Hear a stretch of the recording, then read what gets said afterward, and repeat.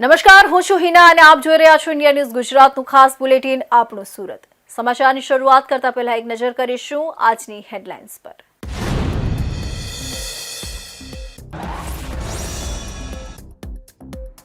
સોમનાથ સ્વાભિમાન પર્વમાં પીએમ મોદીની હાજરી. સોમનાથ મંદિર પરિસરમાં 3000 ડ્રોનનો ભવ્ય શો. ડ્રોનથી સોમનાથ મંદિર અને મહાનાયકોની પ્રતિકૃતિ.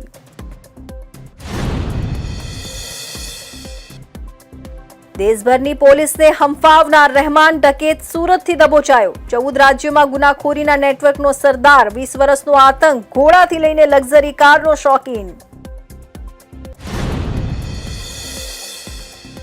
એનએસજીયુની સમરસ હોસ્ટેલમાં વિદ્યાર્થીઓને હાલાકી. અખિલ ભારતીય વિદ્યાર્થી પરિષદનો હલ્લાબોલ. ભોજન અને સુવિધાઓના અભાવે કડકડતી ઠંડીમાં વિદ્યાર્થીઓ ગેટ પર જ સૂઈ ગયા.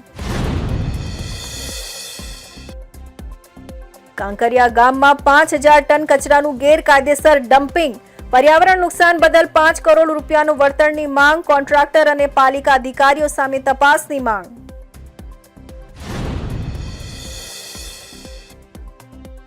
અને સુરતમાં રોકાણના નામે એમએલએમ સ્કીમ ચલાવતું 24/7 ક્લબ ઝડપાયું. 10% માસિક રિટર્નની લાલચ આપીને 4000થી વધુ લોકોને ફસાવ્યા.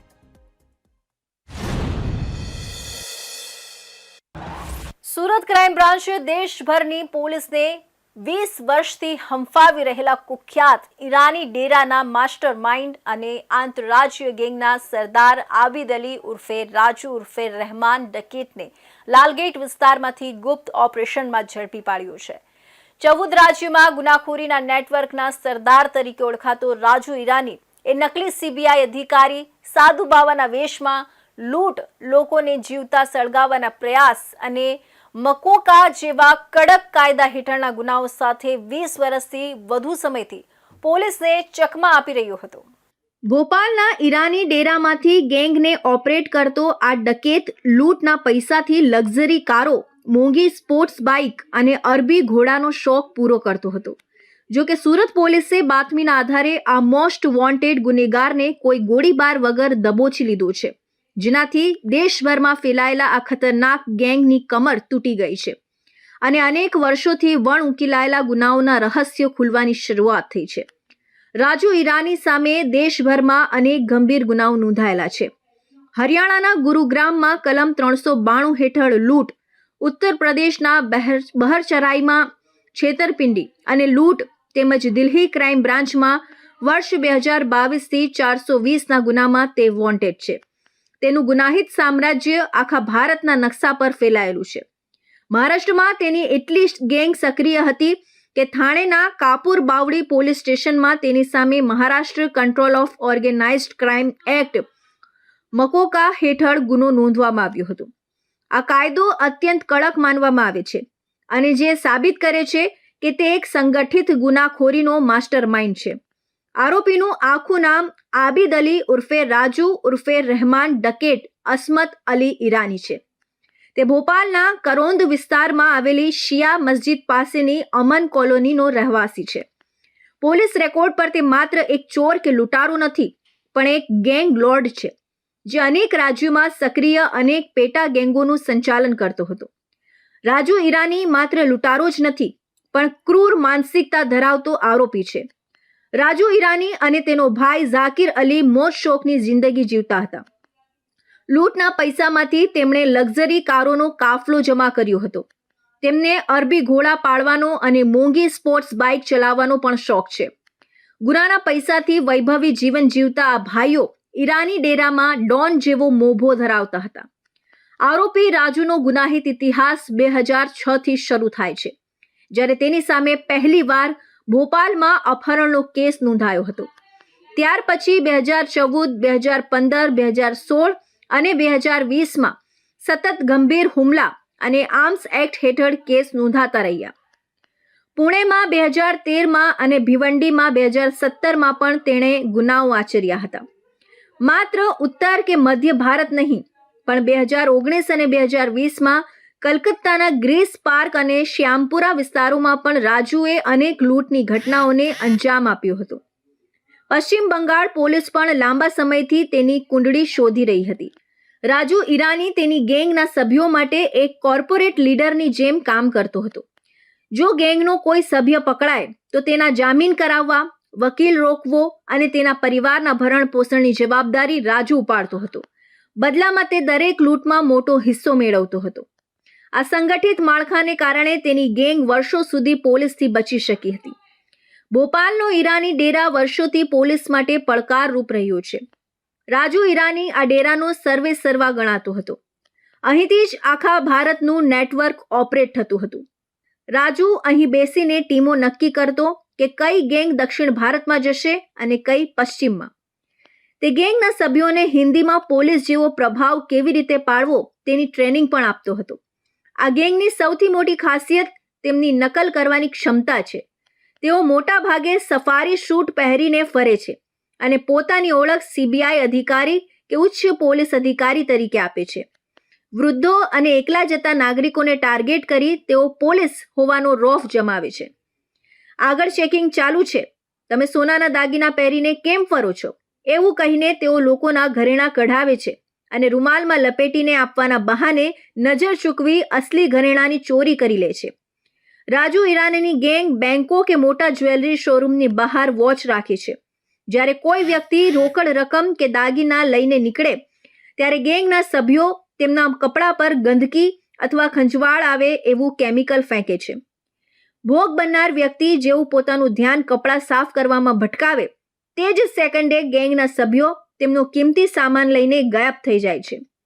આ કામ એટલી ઝડપથી થાય છે કે ભોગ બનનારને લૂંટાયાનો અહેસાસ ઘણીવાર ઘરે ગયા પછી થાય છે. સુરત ક્રાઇમ બ્રાન્ચ દ્વારા ઓર્ગેનાઇઝ ક્રાઇમ હેઠળ અલગ અલગ જે ઓર્ગેનાઇઝ ક્રાઇમ હોય અને અલગ અલગ રાજ્યોની ગુનેગારો અહીંયા આવી સુરતમાં કોઈ ગંભીર ગુનાને અંજામ આપે એ પહેલાં સુરત ક્રાઇમ બ્રાન્ચના પોલીસ ઇન્સ્પેક્ટર જયંત ગોસ્વામી અને એમની ટીમને એક ઇન્ફોર્મેશન મળી હતી કે મધ્યપ્રદેશના ભોપાલનો રહેવાસી આબિદ અલી ઉર્ફે રાજુ ઈરાની જે ઈરાની ડેરા નામના પ્રખ્યાત વિસ્તારના ત્યાંનો મુખ્ય સૂત્રધાર અને ગેંગ લીડર છે એ સુરતમાં આવ્યો છે. એ બાતમી આધારે એમની ટીમે એને ગઈકાલે દબોચી લેવામાં આવ્યો છે અને જ્યારે આને પકડવામાં આવ્યો પછી ઘણા બધા રહસ્યો એમાંથી ખુલવા પામ્યા છે. રાજુ ઈરાની ઉર્ફે રહેમાન ડકેતના નામથી પણ ત્યાં ભોપાલમાં પ્રખ્યાત છે અને અસંખ્ય ગુનાઓ આચર્યા. 2013-14થી ત્યાં 13-14 વર્ષથી એ ઈરાની ડેરા અમનનગર સોસાયટી છે ત્યાં રહે છે અને અલગ અલગ 6 ગેંગનો મુખ્ય સૂત્રધાર ગેંગ લીડર છે એ અને એનો ભાઈ જાકીર અલી. એક વૈભવી જીવન જીવવાવાળા છે, ખૂબ પૈસા ટકે સુખી માણસ છે, લક્ઝરિયસ કારો, લક્ઝરિયસ બાઇકો, ઘોડા વગેરે રાખે છે. જ્યારે અલગ અલગ આમની ગેંગો કામ કરતી હોય ચીટિંગની કે કોઈ ડુપ્લિકેટ સીબીઆઈ ઓફિસર બનીને કરે અથવા પોલીસ ઓફિસર બનીને લોકોને વચ્ચે છેતર વૃદ્ધોને મેજોરિટી ટાર્ગેટ કરતા હોય છે. એ સિવાય જમીનો ખાલી કરાવવાનું, વેપન સાથે પકડાવવાનું, પછી એ ઉપરાંત ધાર્મિક બાવા સાધુ બનીને એમની પાસેથી વેશ ધારણ કરી લોકોના ઘરેણાં લૂંટી લેવા, મોબાઈલ લૂંટી લેવા, આવા અલગ અલગ એમઓ હેઠળ આમની અલગ અલગ ગેંગો અલગ અલગ રાજ્યોમાં કામ કરે છે. અને આ તમામ ગેંગોનો મુખ્ય સૂત્રધાર કે ગેંગ લીડર કહેવાય એ રાજુ ઈરાની અને એનો ભાઈ જાકીર ઈરાની છે. આ બંને ભાઈઓ જે અલગ અલગ ટીમો જાય એમાં 2 કે 3 માણસો આ એમોથી કામ કરશે, બીજા 2 તરત જ મુદ્દામાલ સગે વગે કરવા માટે ત્યાંથી નીકળી જશે અને એ ત્રીજાને પાસ કરશે. એવી રીતે ગેંગ જ્યારે પકડાશે ઓરિજિનલ તો પણ મુદ્દામાલ એમની પાસેથી ન મળે અને જ્યારે પોલીસ આ લોકોને પકડવા માટે જાય તેઓ બાળકો અને સ્ત્રીઓને આગળ કરી પોલીસ ઉપર હુમલો કરવાનું અને એના મુખ્ય સૂત્રધારો ત્યાંથી ફરાર થઈ જાય. રાજુ ઈરાની અગાઉ 10થી 12 ગુનાઓમાં પકડાઈ ચૂક્યો છે. અત્યારે 6થી વધુ ગુનાઓમાં વોન્ટેડની માહિતી છે. હજી પૂછપરછ ચાલુ છે. એમના વિરુદ્ધ એમનું જે રાજુ ઈરાનીનું 14 રાજ્યોમાં નેટવર્ક ફેલાયેલું છે, 6થી વધુ રાજ્યોમાં વોન્ટેડ છે અને એક રાજ્યમાં ગુનો કરતાં નામ ખુલે એટલે ત્યાંથી ભાગી બીજી જગ્યાએ જવાનું. ડિસેમ્બરના લાસ્ટ વીકમાં ભોપાલ પોલીસ દ્વારા 150થી વધુ પોલીસ દ્વારા કોમ્બિંગ કરવામાં આવ્યું. ત્યાં 34થી વધુ પુરુષો, 10થી વધુ મહિલાઓને પકડવામાં આવ્યા. આ ગેંગના સભ્યો માત્ર અધિકારી જ નહીં પણ સાધુ કે બાવા પણ બની જાણે છે. જ્યોતિષ કે વિધિના નામે તેઓ ઘરોમાં પ્રવેશ કરે છે. સોનું શુદ્ધ કરી આપવું અથવા કૃપા વરસાવવી જેવી વાતોમાં ફસાવીને તેઓ હજારો લોકોની આજીવન મૂડી લૂંટી ચૂક્યા છે. તેમની બોલવાની ઢબ અને ભોળા લોકોને ફસાવવાની આવડત તેમને વધુ ઘાતક બનાવે છે. જ્યારે પણ કોઈ રાજ્યની પોલીસ ઈરાની ડેરામાં તપાસ કે દરોડા માટે જાય ત્યારે આ ગેંગની સ્ટાન્ડર્ડ મોડસ ઓપરેન્ડી પથ્થરમારાની હોય છે. તેઓ ઘરની મહિલાઓ અને બાળકોને ઢાલ બનાવીને પોલીસ સામે ઊભા કરી દે છે. આ ધમાલ દરમિયાન મુખ્ય ગુનેગાર પાછળના ગુપ્ત રસ્તેથી ભાગી જાય છે. ડિસેમ્બર 2025માં જ્યારે ભોપાલ પોલીસે 150 જવાનો સાથે દરોડા પાડ્યા ત્યારે પણ આવી જ સ્થિતિ સર્જાઈ હતી. સુરતની દક્ષિણ ગુજરાતની પ્રતિષ્ઠિત વીર નર્મદ દક્ષિણ ગુજરાત યુનિવર્સિટી સંલગ્ન સમરસ હોસ્ટેલમાં ગઈકાલે મોડી રાત્રે ભારે હોબાળો મચી ગયો હતો. લાંબા સમયથી ચાલી રહેલી પાયાની સુવિધાઓની કમી અને નબળા ભોજનના વિરોધમાં અખિલ ભારતીય વિદ્યાર્થી પરિષદ દ્વારા ઉગ્ર આંદોલન છેડવામાં આવ્યું હતું. ન્યાયની માંગ સાથે સેંકડો વિદ્યાર્થીઓ હોસ્ટેલના મુખ્ય ગેટ પર જ સૂઈ ગયા હતા અને તંત્ર વિરુદ્ધ સૂત્રોચ્ચાર કર્યા હતા. સુરતની સમરસ હોસ્ટેલમાં રહેતા વિદ્યાર્થીઓનો આરોપ છે કે તેમને છેલ્લા ઘણા સમયથી પૌષ્ટિક અને શુદ્ધ આહાર મળી રહ્યો નથી. ભોજનની ગુણવત્તા એટલી હદે ખરાબ છે કે વિદ્યાર્થીઓના સ્વાસ્થ્ય સામે જોખમ ઊભું થયું છે. આ ઉપરાંત હોસ્ટેલમાં રહેવાની મૂળભૂત સુવિધાઓ જેવી કે પીવાનું ચોખ્ખું પાણી, સાફ સફાઈ અને મેન્ટેનન્સનો સદંતર અભાવ જોવા મળી રહ્યું છે. વિદ્યાર્થીઓના જણાવ્યા અનુસાર આ બાબતે અનેકવાર હોસ્ટેલ પ્રશાસનને લેખિત અને મૌખિક રજૂઆતો કરવામાં આવી હતી, પરંતુ વહીવટી તંત્રના બહેરા કાને કોઈ જ અવાજ પહોંચ્યો ન હતો. વિદ્યાર્થીઓની પીડાને વાચા આપવા માટે એબીવીપીના કાર્યકર્તાઓ મેદાનમાં આવ્યા હતા. મોડી રાત્રે શરૂ થયેલું આંદોલન જોતજોતામાં ઉગ્ર બન્યું હતું. વિદ્યાર્થીઓએ હોસ્ટેલના ગેટ પાસે જ ધરણા શરૂ કર્યા હતા. આક્રોશ એટલો હતો કે અમને સુવિધા આપો અથવા ખુરશી ખાલી કરોના નારાઓથી આખું કેમ્પસ ગુંજી ઉઠ્યું હતું. વહીવટી તંત્ર સામે વિરોધ નોંધાવવા માટે વિદ્યાર્થીઓ કડકડતી ઠંડીમાં ખુલ્લા આકાશ નીચે ગેટ પર સૂઈ ગયા હતા. મેસમાં અપાતા ખોરાકની ગુણવત્તા સુધારવામાં આવે અને ડાયટ ચાર્ટ મુજબ પોષણયુક્ત આહાર મળે. હોસ્ટેલમાં પીવાના પાણીના આરઓ પ્લાન્ટ અને શૌચાલયની નિયમિત સાફ સફાઈ કરવામાં આવે. વિદ્યાર્થીઓની ફરિયાદો સાંભળવા માટે જવાબદાર અધિકારીઓની નિમણૂક થાય અને બેદરકાર સ્ટાફ સામે પગલાં લેવાય. વિદ્યાર્થી નેતાઓએ જણાવ્યું હતું કે સરકાર દ્વારા સમરસ હોસ્ટેલ જેવી સુવિધાઓ પાછળ કરોડો રૂપિયાનો ખર્ચ કરવામાં આવે છે. તેમ છતાં અધિકારીઓની મિલીભગત અને લાપરવાહીને કારણે વિદ્યાર્થીઓએ હેરાન થવું પડે છે. વિદ્યાર્થી નેતાઓએ જણાવ્યું હતું કે સરકાર દ્વારા સમરસ હોસ્ટેલ જેવી સુવિધાઓ પાછળ કરોડો રૂપિયાનો ખર્ચ કરવામાં આવે છે. તેમ છતાં અધિકારીઓની મિલીભગત અને લાપરવાહીને કારણે વિદ્યાર્થીઓએ હેરાન થવું પડે છે. જ્યાં સુધી પ્રશાસન લેખિતમાં બાંહેધરી નહીં આપે અને સ્થળ પર તપાસ કરીને સુધારો નહીં કરે ત્યાં સુધી આ આંદોલન ચાલુ રહેશે તેવી ચીમકી પણ આપવામાં આવી હતી. તંત્રએ મામલો થાળે પાડવા પ્રયાસો કર્યા હતા, જોકે વિદ્યાર્થીઓ પોતાની માંગ પર અડગ રહ્યા હતા. આ ઘટનાને પગલે યુનિવર્સિટી વર્તુળોમાં અને વાલીઓમાં ભારે ચર્ચા જાગી છે. તો હવે સમય છે એક વિરામનો.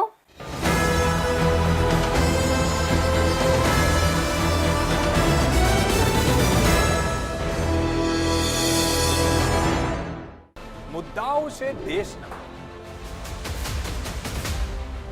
પેનલ પર થશે ચર્ચા, વાતમાં થશે સ્પષ્ટ સંવાદ. અમે લાવીએ છીએ તમારા પ્રશ્નોને મંચ પર.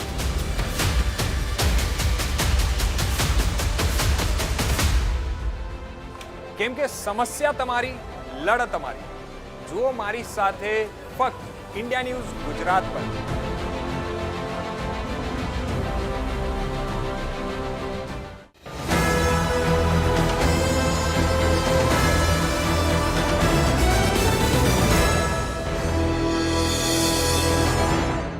વિરામ બાદ ફરી આપ સૌનું સ્વાગત છે. સુરત જિલ્લાના અંબિકા તાલુકાના કાંકરિયા ગામમાં સુરત મહાનગરપાલિકાના કોન્ટ્રાક્ટર દ્વારા કરવામાં આવેલા ગેરકાયદેસર કચરા ડમ્પિંગનો મુદ્દો હવે ગંભીર વળાંક લઈ રહ્યો છે. આશરે 5000 ટન જેટલા મ્યુનિસિપલ સોલિડ વેસ્ટના ગેરકાયદેસર નિકાલની ગામના પર્યાવરણ, જમીન અને પાણી સ્ત્રોતોને થયેલા ભારે નુકસાન બદલ કાંકરિયા ગ્રામ પંચાયત દ્વારા ₹5 કરોડના પર્યાવરણ વળતરની માંગ ઉઠાવવામાં આવી છે. સાથે જ વિવાદાસ્પદ એજન્સીને કામનું વિસ્તરણ આપવા માટે પાલિકા કમિશનરની ભૂમિકા સામે પણ તપાસની માંગ કરવામાં આવી છે. સુરત જિલ્લાના અંબિકા તાલુકાના કાંકરિયા ગામે સુરત મહાનગરપાલિકાના કોન્ટ્રાક્ટર CD ટ્રાન્સપોર્ટ એજન્સી દ્વારા અંદાજે 5,000 ટનથી વધુ મ્યુનિસિપલ સોલિડ વેસ્ટનો ગેરકાયદેસર નિકાલ કરવામાં આવતા સમગ્ર વિસ્તારનું પર્યાવરણ ગંભીર રીતે પ્રદૂષિત બન્યું હોવાનું સામે આવ્યું છે. આ મામલે કાંકરિયા ગ્રામ પંચાયત દ્વારા કડક વલણ અપનાવીને 5 કરોડ રૂપિયાના પર્યાવરણ નુકસાન વળતરની માંગ સાથે સુરત મહાનગરપાલિકા અને સંબંધિત અધિકારીઓ સામે વિસ્તૃત તપાસની માંગ કરવામાં આવી છે. ગ્રામ પંચાયતના જણાવ્યા અનુસાર લાંબા સમયથી ચાલી રહેલી આ ગેરકાયદેસર કચરા ડમ્પિંગ પ્રવૃત્તિના કારણે ગામની જમીન, ખેતી, પાણીના સ્ત્રોતો અને સમગ્ર પર્યાવરણને ભારે નુકસાન થયું છે. ડમ્પિંગ સ્થળ પરથી ભારે દુર્ગંધ ફેલાઈ રહી છે અને વિસ્તાર સંપૂર્ણ રીતે પ્રદૂષિત બન્યો છે. આ અંગે ગુજરાત પ્રદૂષણ નિયંત્રણ બોર્ડ જીપીસીબી દ્વારા પણ તપાસ કરવામાં આવી હોવાનું રેકોર્ડ પર આવ્યું છે. આ મામલે સુરત મહાનગરપાલિકાએ કોન્ટ્રાક્ટર સીડી ટ્રાન્સપોર્ટ એજન્સી સામે માત્ર 10 લાખ રૂપિયાનો દંડ ફટકાર્યો હોવાનો ઉલ્લેખ પણ કરવામાં આવ્યો છે, જેને ગ્રામ પંચાયતે અપૂરતો અને પ્રતિકાત્મક દંડ ગણાવીને કડક આક્ષેપ કર્યો છે. પંચાયતનું કહેવું છે કે આ પ્રવૃત્તિ પાલિકાની જાણમાં હોવા છતાં લાંબા સમય સુધી ચાલતી રહી, જે ગંભીર વહીવટી બેદરકારી દર્શાવે છે.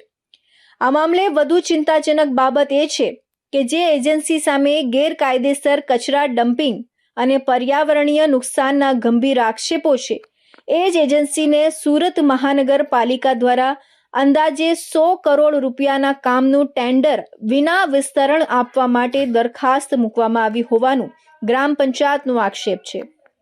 આ દરખાસ્ત સ્ટેન્ડિંગ કમિટી સમક્ષ મૂકવામાં આવતા સત્તાના દુરુપયોગ, પક્ષપાત અને પારદર્શિતાના ભંગના ગંભીર પ્રશ્નો ઊભા થયા છે. ગ્રામ પંચાયત દ્વારા માંગ કરવામાં આવી છે કે આ સમગ્ર મામલે એન્વાયરમેન્ટ પ્રોટેક્શન એક્ટ 1986ની કલમ 15, 16 અને 17 તેમજ આઈપીસી હેઠળ ફોજદારી જવાબદારી નક્કી કરવામાં આવે. સાથે જ કોન્ટ્રાક્ટરને ગેરનિયમિત ચૂકવણીઓ મંજૂર કરનાર સુરત મહાનગરપાલિકાના જવાબદાર ઉચ્ચ અધિકારીઓની ભૂમિકા પણ તપાસ હેઠળ લાવવામાં આવે. પંચાયતનું કહેવું છે કે કાંકરિયા એકમાત્ર કેસ નથી.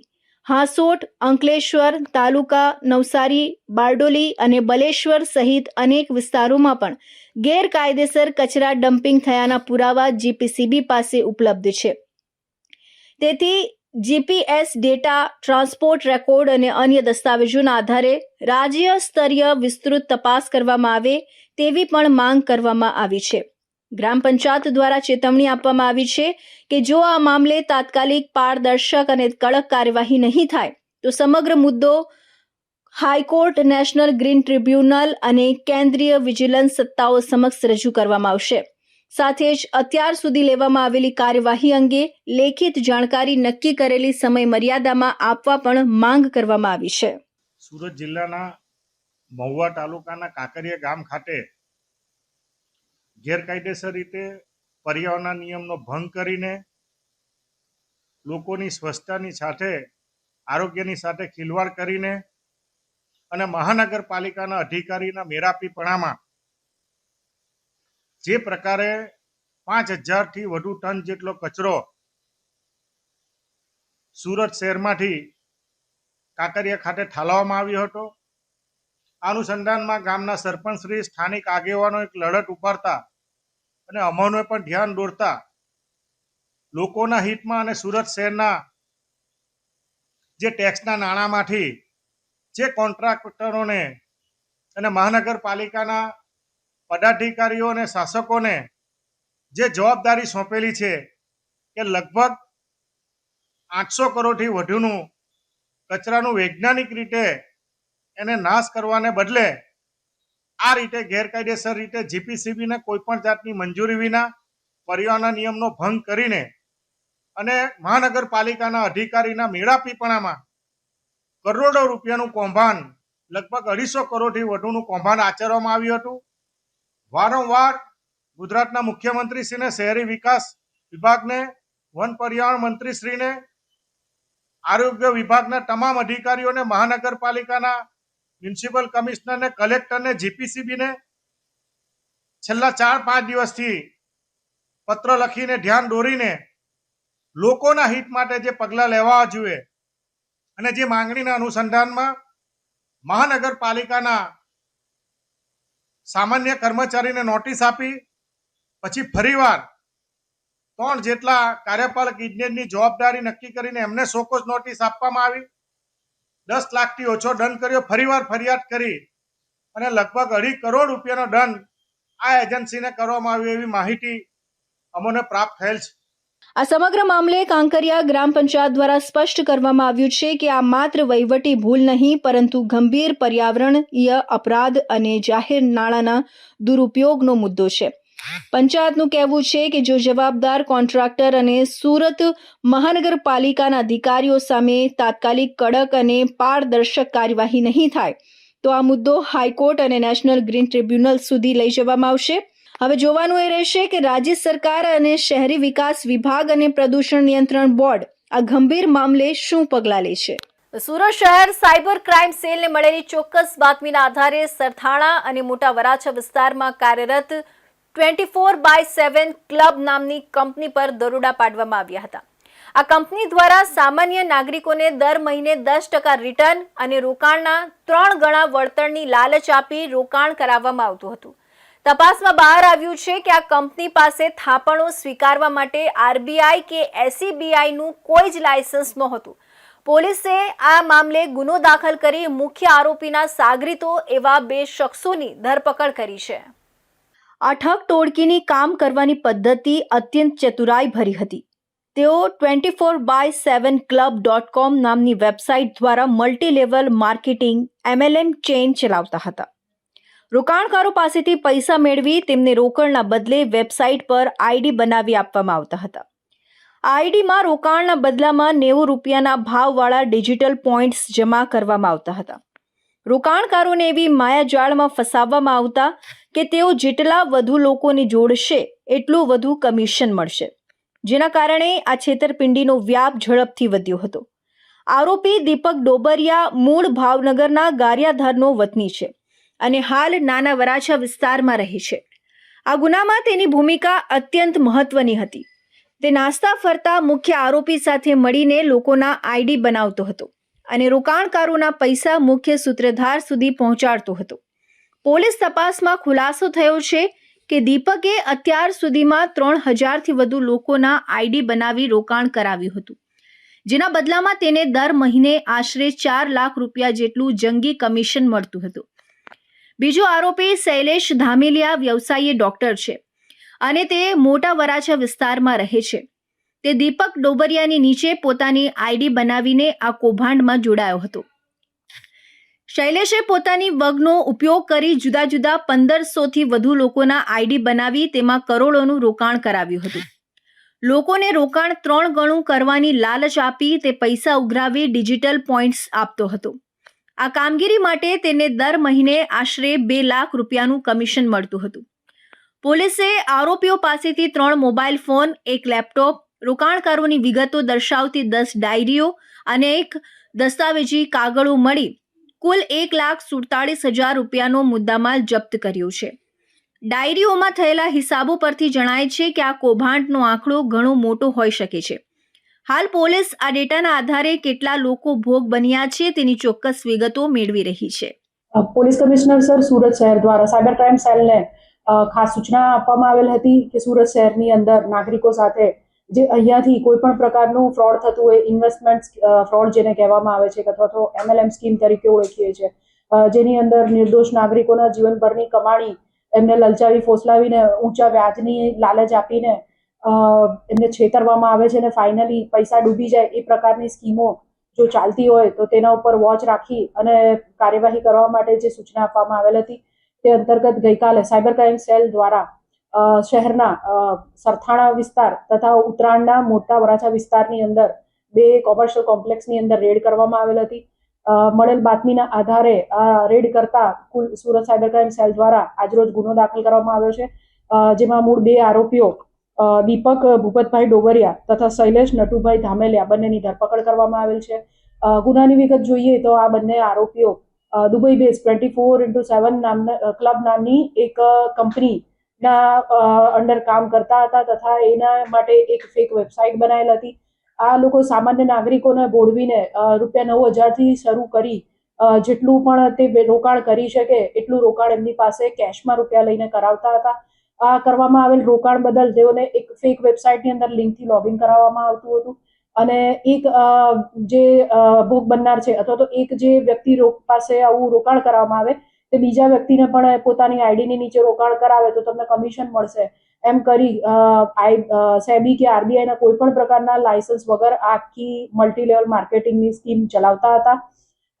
વ્યક્તિઓ જે છે જે ભોગ બનનાર છે એ લોકોને 10-11% જેટલી અને પોતાના નાણાં લગભગ 3 ગણા જેટલી કરી આપવાની લાલચ આપવામાં આવતી હતી.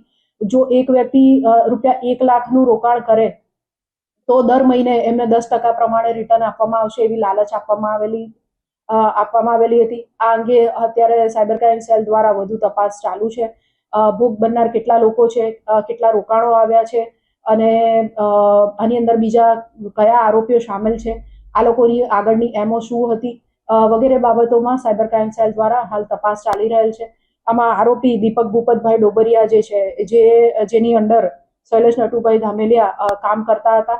આ લોકોએ લગભગ ઘણા બધા લોકોને આ પ્રકારની સ્કીમનો ભોગ બનાવ્યા છે અને એનું કમિશન મોટી મંથલી એ લોકો બહુ મોટું કમિશન નાણાંનું આ બાબત માટે મેળવતા હતા. સાયબર ક્રાઇમ સેલ દ્વારા આને લગત જે હિસાબોની ડાયરીઓ છે, લેપટોપ, મોબાઈલ ફોન વગેરે ગુનાને લગતી સામગ્રી પણ કબજે કરવામાં આવી છે, જે અંગે વધુ તપાસ અત્યારે ચાલુ છે. સુરત સાયબર ક્રાઇમ દ્વારા નાગરિકોને અપીલ કરવામાં આવી છે કે કોઈ પણ આર્થિક રોકાણ કરતા પહેલા તે કંપની પાસે આરબીઆઈ કે એસઈબીઆઈની મંજૂરી છે કે નહીં તેની તપાસ કરવી. વધુ વળતરની લાલચમાં આવીને એમએલએમ જેવી સ્કીમોમાં રોકાણ કરવું જોખમી સાબિત થઈ શકે છે. જો કોઈ નાગરિક આ 24/7 ક્લબનો ભોગ બન્યો હોય તો તેઓએ તાત્કાલિક સાયબર ક્રાઇમ પોલીસનો સંપર્ક કરવો જોઈએ. સુરત શહેરના પાંડેસરા વિસ્તારમાં જાહેર આરોગ્ય સાથે સંકળાયેલી ગંભીર બેદરકારી સામે આરોગ્ય વિભાગ હરકતમાં આવ્યું છે. ખાદ્ય સલામતીના નિયમોનું ઉલ્લંઘન કરતી પાણીપુરી બનાવતી દુકાનો સામે આરોગ્ય વિભાગે આશાપુરી, ગોવાલકનગર અને ક્ષેત્રપાલનગર વિસ્તારમાં અચાનક તપાસ હાથ ધરી કડક કાર્યવાહી હાથ ધરી હતી. સુરત શહેરના પાંડેસરા વિસ્તારમાં ખાદ્ય સલામતીના નિયમોના ઉલ્લંઘન સામે આરોગ્ય વિભાગે કડક કાર્યવાહી હાથ ધરી છે. આશાપુરી, ગોવાલકનગર અને ક્ષેત્રપાલનગર વિસ્તારમાં આરોગ્ય વિભાગની ટીમ દ્વારા પાણીપુરી બનાવતા દુકાનો અને સ્થળો પર તપાસ હાથ ધરવામાં આવી હતી. તપાસ દરમિયાન અનેક જગ્યાએ અસ્વચ્છ પરિસ્થિતિમાં ખાદ્ય ચીજવસ્તુઓ તૈયાર થતી હોવાનું સામે આવ્યું છે. પાણીપુરી બનાવતી વખતે સ્વચ્છતા ન જાળવવી, ખુલ્લામાં ખાદ્ય સામગ્રી રાખવી અને આરોગ્ય માટે હાનિકારક પરિસ્થિતિઓમાં ખોરાક તૈયાર કરાતો હોવાનું ધ્યાનમાં આવ્યું હતું. આરોગ્ય વિભાગની ટીમે કાર્યવાહી કરતા આશરે 8 થી 10 જેટલા પાણીપુરી બનાવતા સ્થળો પર દરોડા પાડી કામગીરી બંધ કરાવી હતી. સાથે જ અયોગ્ય અને અસ્વચ્છ ચીજવસ્તુઓ જપ્ત કરવામાં આવી હતી. તપાસ દરમિયાન બટાકા, તેલ સહિતની ખાદ્ય સામગ્રી આરોગ્ય માટે અયોગ્ય જણાતા તેનું સ્થળ પર જ નાશ કરવામાં આવ્યો હતો.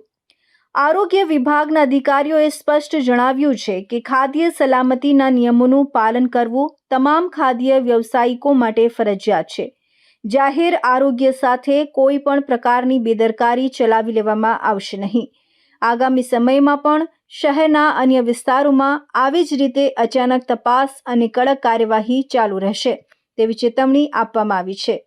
આ કાર્યવાહીના પગલે વિસ્તારમાં ખાદ્ય વેચાણકારોમાં ખળબળાટ મચી ગયો છે, જ્યારે સ્થાનિક રહેવાસીઓએ આરોગ્ય વિભાગની કાર્યવાહીનું સ્વાગત કર્યું છે.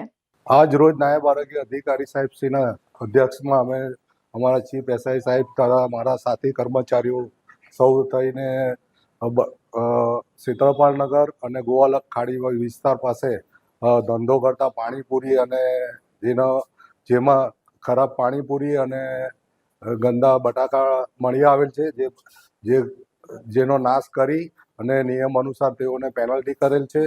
આ સમગ્ર કાર્યવાહી બાદ આરોગ્ય વિભાગે સ્પષ્ટ ચેતવણી આપી છે કે ખાદ્ય ચીજવસ્તુઓની ગુણવત્તા અને સ્વચ્છતા સાથે કોઈપણ પ્રકારની બેદરકારી સહન કરવામાં આવશે નહીં. તો આ હતા ઇન્ડિયા ન્યૂઝ ગુજરાતના ખાસ બુલેટિન. આપણું સુરતના મહત્વના સમાચાર. નવા સમાચાર સાથે ફરી મળીશું. ત્યાં સુધી જોતા રહેજો ઇન્ડિયા ન્યૂઝ ગુજરાત.